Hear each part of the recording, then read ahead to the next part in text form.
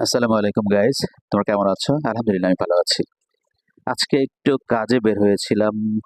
কাজেও বলতে পারো, আবার একটু ঘোরাঘুরি করার জন্য বলতে পারো। মিরপুর ১০ এ গিয়েছিলাম।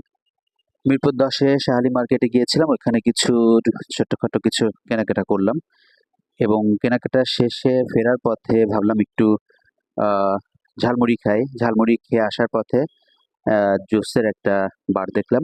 ওইখানে তো চিন্তা করছিলাম আ কি জুস খাওয়া যায়? তো আমি লাস্টে পাপায়া জুস নিয়েছিলাম।